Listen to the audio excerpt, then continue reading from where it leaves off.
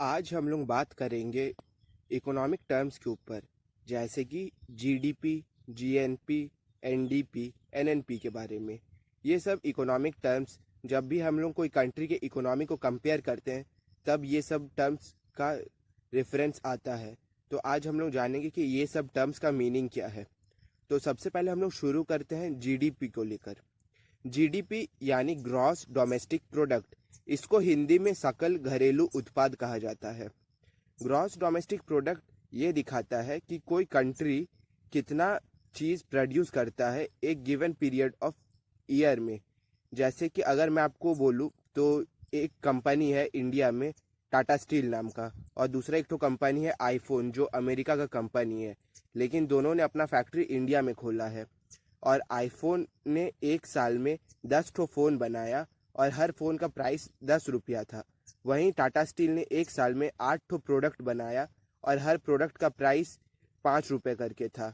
तो इससे हम लोग कैलकुलेट ये कर सकते हैं कि जीडीपी इंडिया का कितना हुआ होगा। तो आईफोन के कारण इंडिया को 100 रुपया मिला और टाटा स्टील के कारण इंडिया को 40 रुपया मिला। तो इसीलिए इंडिया का जीडीपी 140 रुपीज़ होगा। हम लोग जीडीपी में इंडिया में जो कुछ भी कंपनी प्रोड्यूस कर रहा है उसको टर्म में लेते हैं।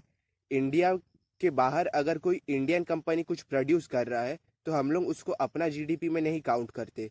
जीडीपी को काउंट करते वक्त हम लोग 4 फैक्टर्स को कंसिडर करते हैं। सबसे पहला होता है पॉलिटिकल बाउंड्री, मतलब इंडिया के पॉलिटिकल बाउंड्री के अंदर जो कुछ भी प्रोड्यूस हो रहा हम लोग उसी को काउंट करेंगे।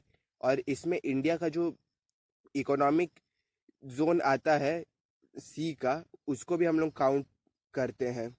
दूसरा फैक्टर आता है टाइम, यानी हम लोग टाइम में स्टैंडर्ड करने के लिए एक साल को कंसिडर करते हैं। यानी एक साल में जितना कुछ भी प्रोड्यूस किया गया है उसका जो भी मॉनेटरी टर्म्स में वैल्यू है हम लोग उसको काउंट करते हैं। इसके बाद तीसरा आता है गुड्स एंड सर्विसेज। गुड्स यानी जब आप पैसा देकर कोई वस्तु को खरीदते हैं तो उसको गुड्स कहा जाता है। गुड्स को हम लोग टच कर सकते हैं, लेकिन वहीं सर्विसेज वो होता है जो हम लोग पैसा दे के कुछ सर्विस हम लोग को मिलता है और हम लोग सर्विसेज को टच नहीं कर सकते। जैसे कि अगर मैं आपको एग्जांपल दूं तो एक डॉक्टर के पास हम लोग गए, हम लोग को कोई प्रॉब्लम था तो हम लोग डॉक्टर से कंसल्ट करवाए, तो डॉक्टर ने हम लोग को कुछ प्रेस्क्रिप्शन में लिख के दिया कि ये मेडिसिन ले लेना चाहिए। तो ये डॉक्टर ने सर्विस किया। डॉक्टर हम लोग को कोई कुछ दे नहीं रहा, बस वो मेडिसिन का नाम लिख के दे रहा है। तो ये डॉक्टर ने सर्विस दिया हम लोग को। और जब हम लोग वही प्रेस्क्रिप्शन लेके कोई दुकान में जाएंगे और उन लोग को हम लोग पैसा दे के मेडिसिन खरीदेंगे तो उसको कहा जाएगा गुड्स। तो सर्विसेज में और भी बहुत टाइप के आते हैं, जैसे कि काउंसलिंग और टीचिंग का जो जॉब होता है वो भी सर्विसेज में आता है। और वहीं गुड्स में जो कुछ भी प्रोड्यूस होता है जिसको हम लोग टच कर सकते हैं वो सब गुड्स कहलाएगा, जैसे कि pen, pencil, mobile phone, etcetera etcetera. और चौथा आता है फाइनल कॉस्ट। यानी एक एग्जांपल और देता हूँ, देखिए एक खेत था, वहाँ पे बहुत ज़्यादा वीट कल्टीवेट किया गया, 100 kgs ऑफ वीट कल्टीवेट किया गया। फिर 100 kgs ऑफ वीट में 50 kg वीट आपका बिस्किट बनाने में यूज़ किया गया और 50 kg आपका केक बनाने में यूज़ किया गया। और यही 50 kg और 50 kg वीट जो बिस्किट बनाने वाली कंपनी ने लिया, उन्होंने अपना बिस्किट बना दिया और वो मार्केट पे लाए। उसी तरह केक बनाने वाली कंपनी ने भी जो केक्स बनाए उसको भी मार्केट में लाए। तो हम लोग जब जीडीपी को कंसिडर करेंगे तो हम लोग बिस्किट और जो केक का प्राइस हम लोग उसी को कंसिडर करेंगे, वीट का प्राइस को हम लोग कंसिडर नहीं करेंगे। क्योंकि जब केक और बिस्किट बनाया जा रहा था तब वो लोग ने वीट का कॉस्ट को जोड़कर ही अपना फाइनल कॉस्ट लिखा होगा। अगर हम लोग वीट के कॉस्ट को फिर से काउंट कर लेते हैं तो वो जीडीपी को हम लोग का बढ़ा देगा, जो कि सही में जो सही नहीं होगा।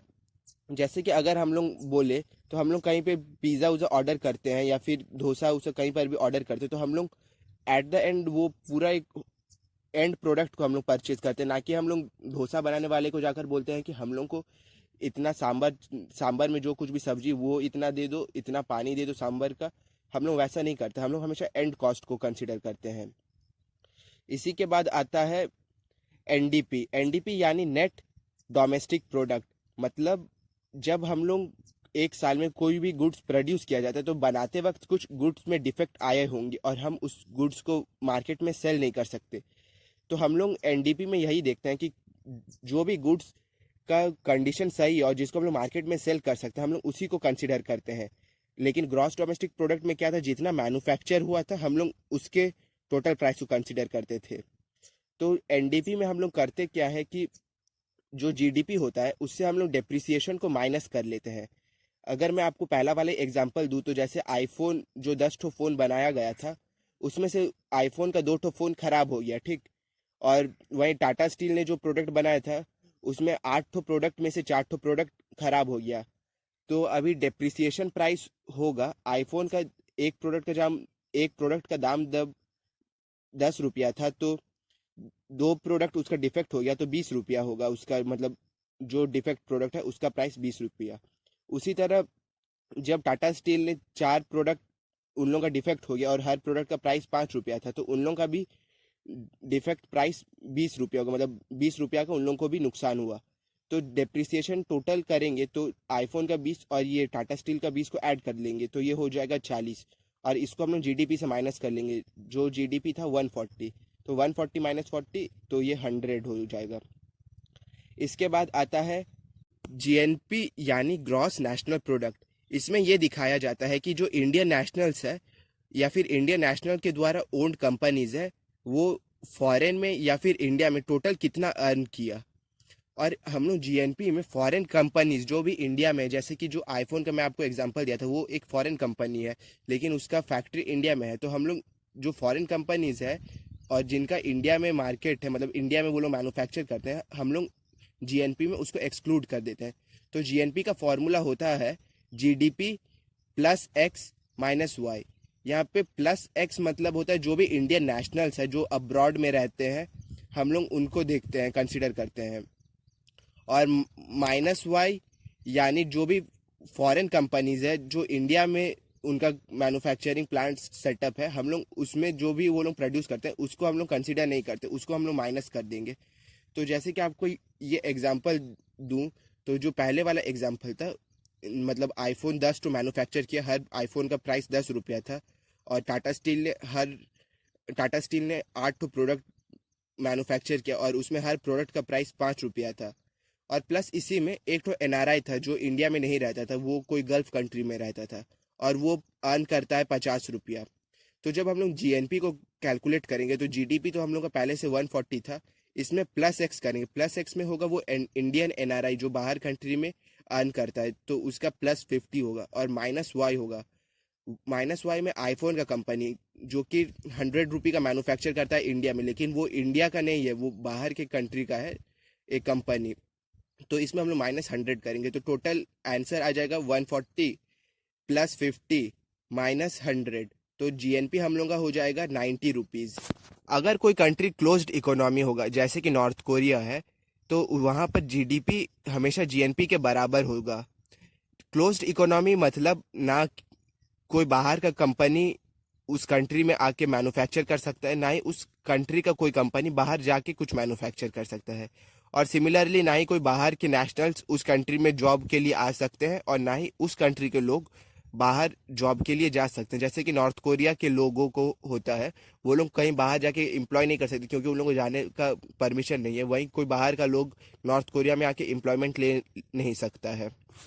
और जो कोई भी फॉरेन नेशनल्स अपने कंट्री में मनी भेजते हैं तो उसको हम लोग रेमिटेंसेस कहते हैं। जैसे कि कोई इंडिया का पर्सन सऊदी अरेबिया में रहता है और वहाँ पे वो अर्न करके अपने फैमिली को इंडिया में कुछ पैसे भेजता है तो वो पैसा जो इंडिया में वो भेज रहा है उसको रेमिटेंसेस कहा जाएगा। इसके बाद आता है एनएनपी, नेट नेशनल प्रोडक्ट। यहाँ पर हम लोग ये कंसिडर करते हैं जो भी नेशनल कंपनीज है उनका जो बनाते वक्त जो मैन्युफैक्चरिंग डिफेक्ट्स हुआ था हम लोग उसको एक्सक्लूड कर देते हैं। तो जैसे कि अगर मैं आपको यही एग्जांपल दूं तो टाटा स्टील का शुरुआत का सेकंड एग्जांपल में जैसे कि आपको बताया था उन लोगों का 20 रुपया का लॉस हुआ था। तो जब हम लोग एनएनपी को कैलकुलेट करेंगे तो वहाँ पे हम लोग सीधा फॉर्मूला ये डालेंगे GNP minus x depreciation. X depreciation यानी इंडियन कंपनीज के द्वारा जो भी डिफेक्ट्स या फिर डेप्रिसिएशन हुआ है हम लोग सिर्फ उसी को माइनस करेंगे, ना कि बाकी कंपनीज जो फॉरेन कंपनीज है उनका भी।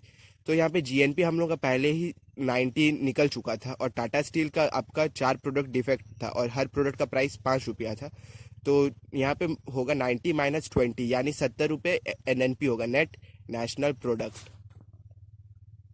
और इसी के साथ ये वीडियो का एंड करता हूँ। नेक्स्ट वीडियो में हम लोग जीडीपी के टाइप्स के बारे में देखेंगे, जैसे कि real GDP, nominal GDP, PPP GDP और पर कैपिटा जीडीपी के बारे में। और आप लोग इस चैनल को सब्सक्राइब कर लीजिए इस तरह के और भी ज़्यादा इन्फॉर्मेटिव वीडियोस के लिए।